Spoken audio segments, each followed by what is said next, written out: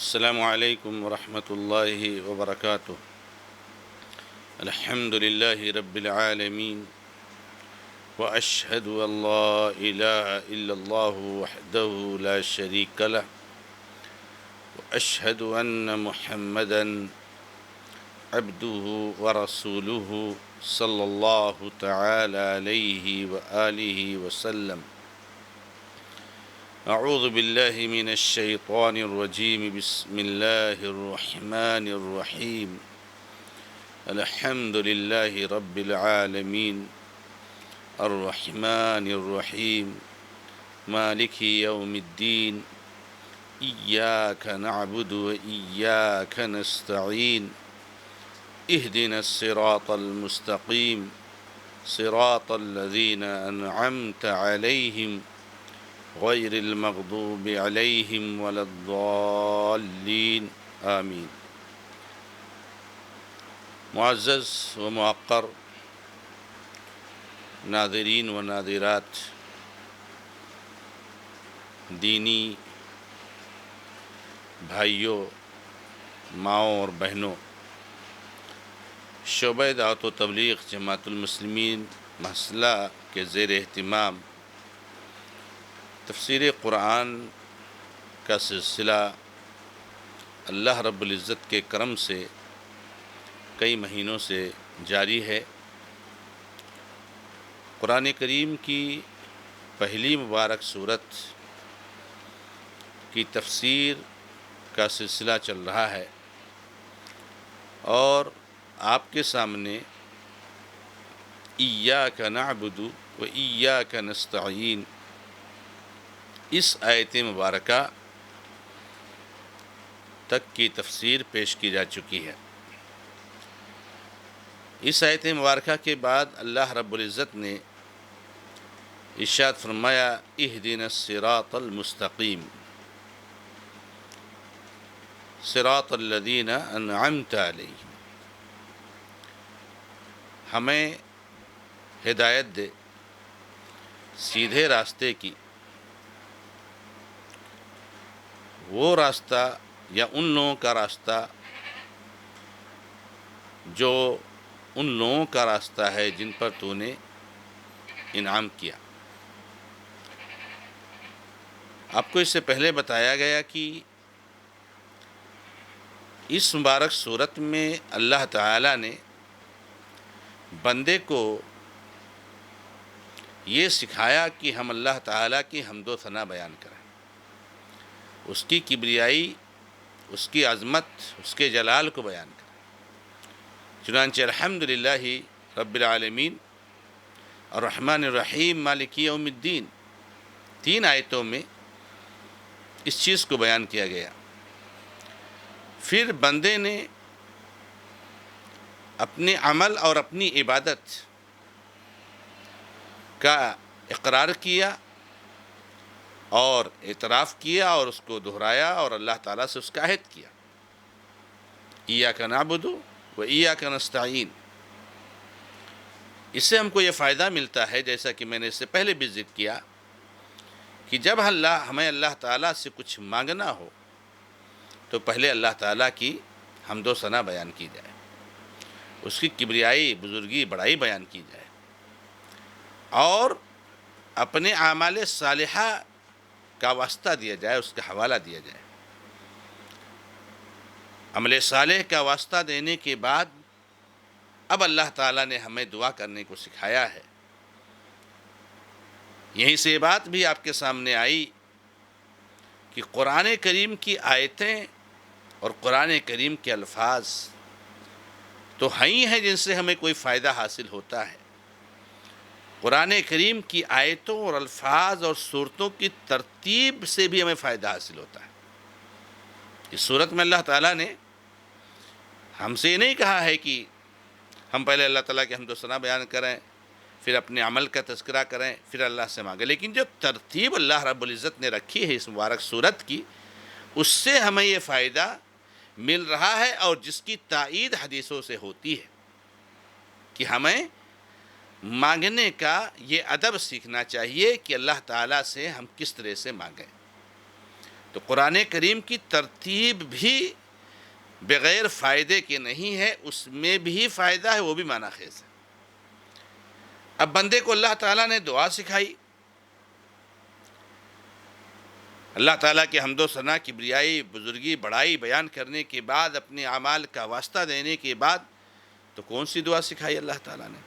اب آپ سمجھ سکتے ہو کہ یہاں پر اللہ تعالیٰ وہی دعا سکھائے گا جو سب سے اہم دعا ہوگی، جو سب سے اہم چیز سے متعلق ہوگی۔ کیا اللہ نے دعا سکھائی؟ ہمیں ہدایت دے دے سیدھے راستے کی، یعنی یہاں صحت کی، یہاں مال کی، یہاں اولاد کی، یہاں اور کسی چیز کو کے مانگنے کو اللہ نے نہیں سکھایا۔ اللہ نے سیدھے راستے کی ہدایت اور اس کی توفیق مانگنے کو سکھایا ہے۔ گویا کہ پتہ یہ چلا کہ جتنی بھی چیزیں ہیں دنیا میں، اور انسان کو جتنی بھی دولتیں اور نعمتیں حاصل ہوتی ہیں، ان میں سب سے زیادہ اہم دولت اور نعمت اور سب سے بڑی چیز جس پر ہمیں سب سے زیادہ توجہ دینی چاہیے اور ہمیشہ اس کے بارے میں فکر مند رہنا چاہیے، وہ ہے دین، وہ ہے صراط مستقیم، وہ ہے سیدھا راستہ۔ کیوں؟ اس لیے کہ اس کا تعلق ڈائریکٹ آخرت کی زندگی سے۔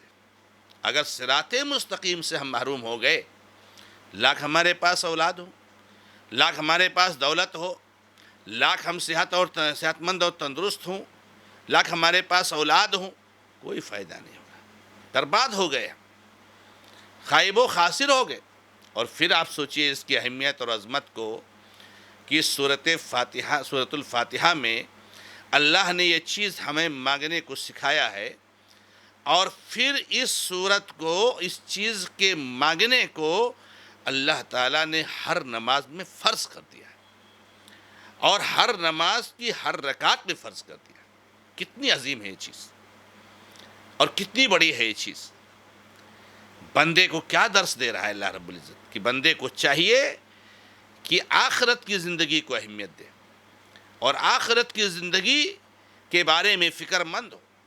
میرے بھائی، آپ اگر کسی چیز سے محروم رہ گئے، صحت سے، مال سے، اولاد سے، دولت سے، کسی چیز سے محروم ہو گئے، تو یہ محرومی آپ کی اسی زندگی تک ہے، اس کا اثر آپ کے مرنے کے بعد کی زندگی پر نہیں پڑے گا۔ لیکن اگر آپ صراط مستقیم سے محروم ہو گئے تو اس کا ڈائریکٹ اثر آخرت کی زندگی سے پڑے گا، کہ جو زندگی آپ کے لیے برباد ہو جائے گی، اور وہاں آپ کے لیے محرومی ہی محرومی ہے۔ اس لیے اس کی عظمت کو ہم سمجھیں۔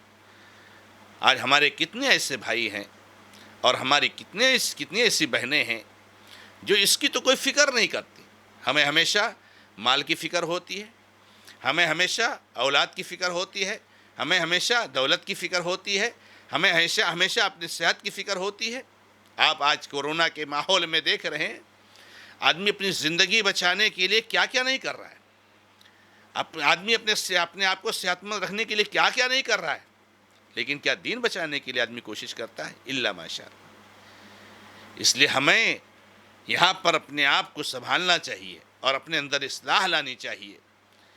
یہ نہیں کہ ہم بس دنیا کی ظاہری زندگی میں ہی مست ہو جائیں، اور اس کو ہی سب کچھ سمجھ لیں، اور جب اللہ سے بھی مانگے تو اولاد مانگے، مال مانگے، صحت مانگے، یہی سب مانگے، اور دین کی ہمیں کوئی فکر نہ ہو، دین ہمیں کچھ معلوم نہ ہو، دین کے بارے میں ہمیں کچھ علم نہ ہو۔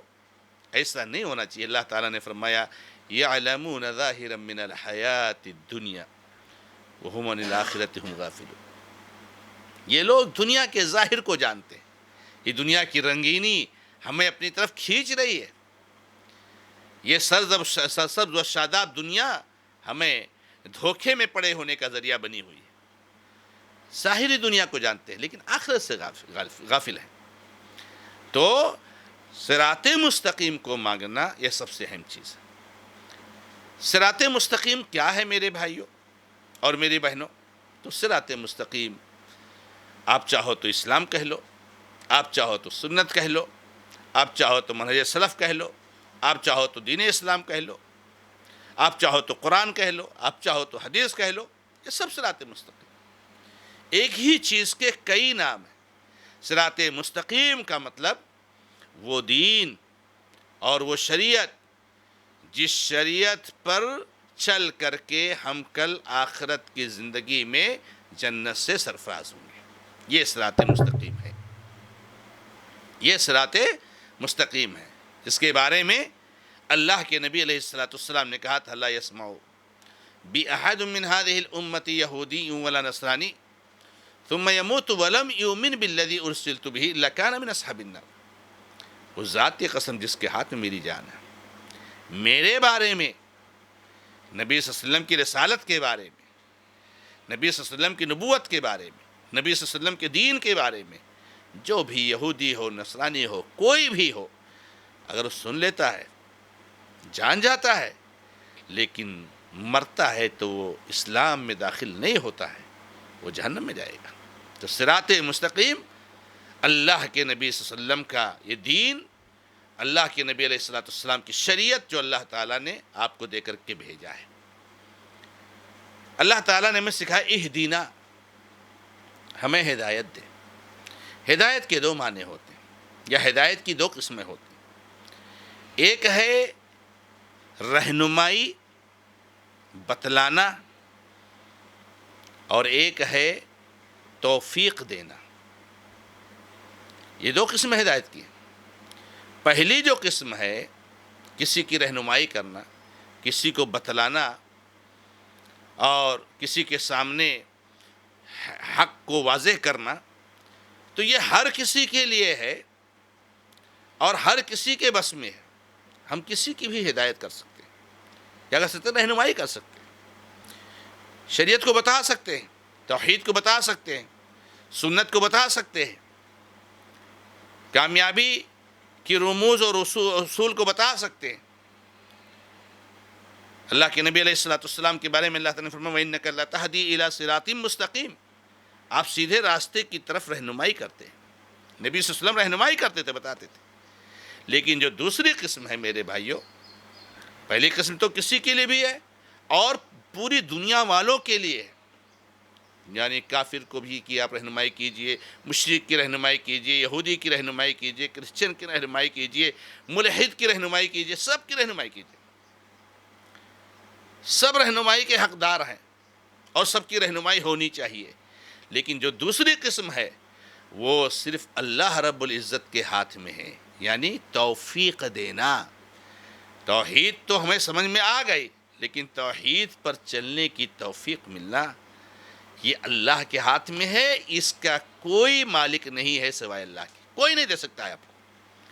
اللہ کے نبی محمد رسول اللہ صلی اللہ علیہ وسلم بھی نہیں دے سکتے تھے۔ اسی لیے تو اللہ کے نبی علیہ السلام کے بارے میں یہ آیت کریمہ نازل ہوئی۔ میرے بھائیوں، ابو طالب کے بارے میں آپ نے بہت کوشش کی، مرتے وقت بھی آپ کے سرہانے بیٹھ گئے اور کہا چچا جان لا الہ الا اللہ کہہ دیجئے، میں اللہ تعالیٰ سے آپ کے بارے میں بات کروں گا۔ تو اللہ تعالیٰ نے اس وقت آیت نازل فرمائی انک لا تہدی من احببت ولکن اللہ یہدی من یشاء۔ آپ نہیں ہدایت دے سکتے، آپ کسی کو توفیق نہیں دے سکتے، ہدایت کے راستے پر چلا نہیں سکتے، آپ بتا سکتے، چلا نہیں سکتے۔ اللہ جس کو چاہتا ہے ہدایت دیتا ہے۔ تو اس کا مالک توفیق دینے کا، ہدایت کے راستے پر چلانے کا اللہ ہے۔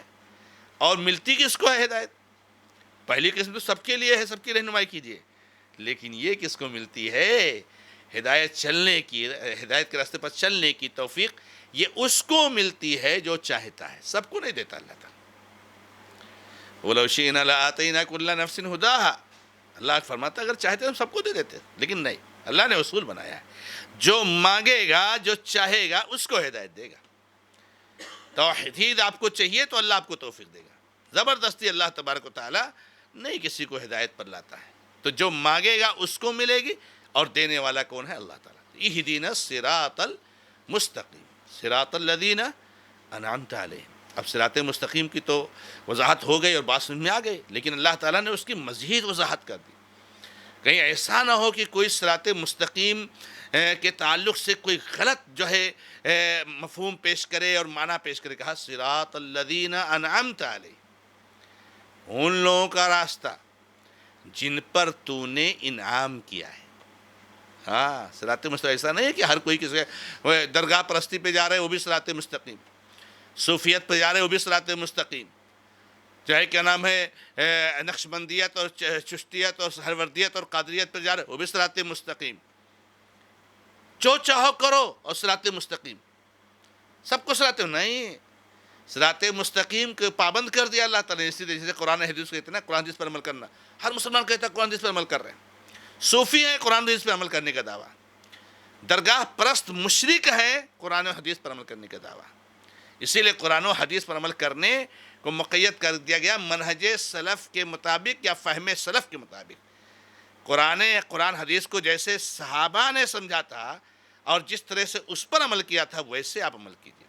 اسی کو اللہ نے کہا فَإِنْ آمَنُوا بِمِثْلِ مَا آمَنْتُمْ بِهِ، جیسے تم ایمان لائے ہو صحابہ ایسے اگر یہ ایمان لاتے ہیں تو جو ہے کیا نام ہے یہی تو قید ہے جس سے آج یہ دین محفوظ ہے، آج یہ منہج حق محفوظ ہے. ورنہ نہ معلوم کتنی باطل چیزوں کو انہوں نے حق بنانے کی کوشش کر دی ہوتی. تو اللہ تعالیٰ نے کہا صراط الذین انعمت علیہم، ان لوگوں کا راستہ جن پر تو نے انعام کیا. اور یہ وہ کون لوگ ہیں؟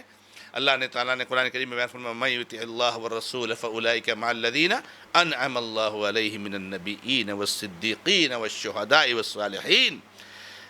یہ وہ لوگ ہیں جو ان لوگوں کے ساتھ ہوں گے جن پر اللہ نے انعام کیا ہے. کون ہے؟ نبی، صدیق، شہید، صالح. یہ لوگ ہیں جن پر انعام ہے. ان کے راستے پر چلنے کی دعا اللہ نے ہم کو سکھائی. اللہ رب العزت سے دعا ہے کہ رب العزت ہمیں اور آپ کو سب کو صراط مستقیم پر چلنے کی توفیق عطا فرمائے. هذا ما عندي والله تعالی عالم والحمد للہ رب العالمین والسلام علیکم ورحمۃ اللہ وبرکاتہ.